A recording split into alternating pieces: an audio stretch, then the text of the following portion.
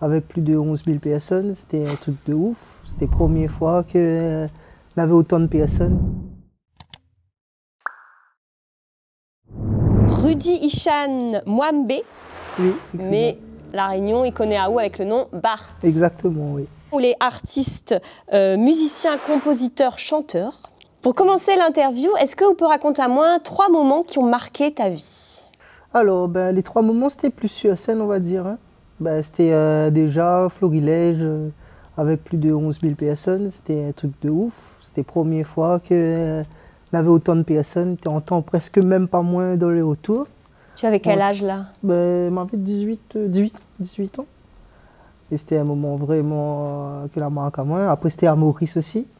Maurice, c'est pareil.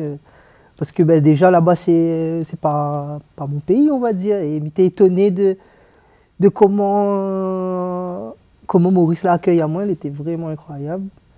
Et après, en 3e, il va mettre en France, en métropole, de retrouver tous les rayonnés. Alors, Oulé est issu d'une famille d'artistes. Hein. Oui. Ton papa, c'est Monsieur Volcan. Oui. Ton frère, c'est Toulou. Oui, exactement, oui.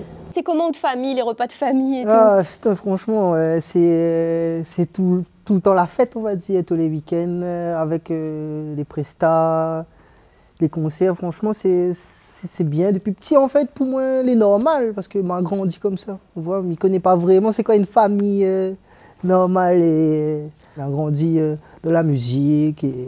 Et ta famille, il a créé un studio Volcan, qui est Voilà, devenu Nirvana, c'est ça? Voilà, en fait, aujourd'hui, mon frère reprend un peu son tout seul, comme papa, il prend sa retraite là-dedans.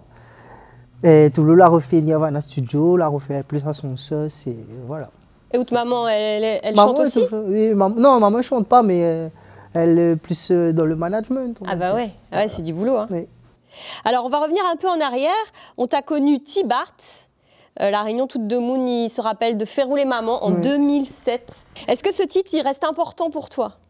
Aujourd'hui, je chante plus parce que n'est plus trop adapté à moi, mais oui, il reste quand même important. Il reste quand même le début de ma carrière, la chanson qu'elle a fait connaître à moi. Et il reste toujours fier de cette chanson. Pour moi, c'est un classique. Que on écoute aujourd'hui, qu'on va écouter dans 20 ans, on va toujours être dans le même état d'esprit, quoi. C'était une première. J'avais 9 ans aussi. Mais après, je m'habitue à moi très vite. Parce que j'avais la famille qui était là pour moi, que il était dedans, j'ai fait 10-20 ans. Du coup, avec l'expérience que Banal a eue, la su élève à moi.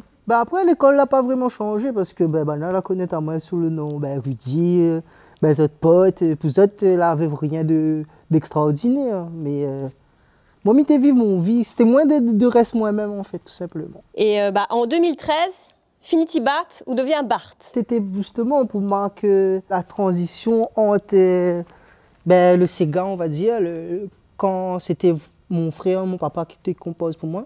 Et maintenant, c'est à peu près moi que tu composes, que tu fait toute de mes propres inspirations. J'ai fait au moins 6 ans, 7 ans de conservatoire avec Monsieur Sida, Monsieur Patrick Sida.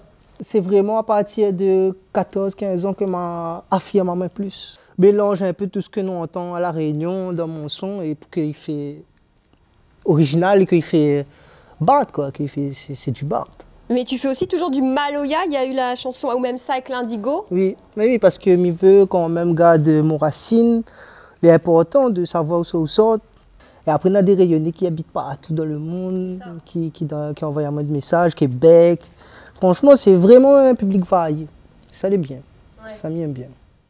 Avec les études, on m'a dit que quand tu passais ton bac, tu faisais aussi un grand concert avec tout un band d'artistes réunionnais. C'est clair. Après, je ne me cache pas des autres que l'école, c'était, je ne vois pas ça comme un stress. Je n'étais pas à fond dedans. Il n'est pas bon. Mais côté j'étais plus niveau la musique, en fait. J'étais plus concentré dessus une bonne composition, j'étais plus inspiré. Et aujourd'hui, tu vis de la musique? Oui. Ta tresse, tu l'as depuis que tu es tout petit?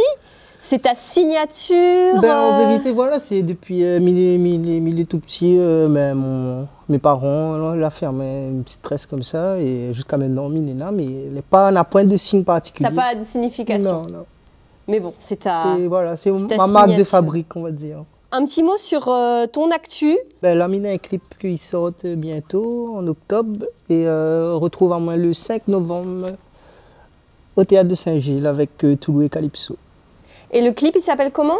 Mi Amor. Un genre de dancehall revisité à ma sauce, comme d'hab. Ok. Et donc, les concerts, ça reprend. Donc, en novembre, tu me disais. Enfin, putain, c'est trop bien. Le best même, c'est d'être en contact avec le public, c'est ça, c'est ça. Tout ça me fait la musique, sinon on ne développe pas la musique. Donc, tu as hâte, quoi. Voilà. Il Bon, a trop, ouais. Et ben, je pense aussi le public a hâte. Ouais, mais m'espère, parce que ça sera ouf. En tout cas, le 5 novembre, on se retrouve au Théâtre de Saint-Gilles.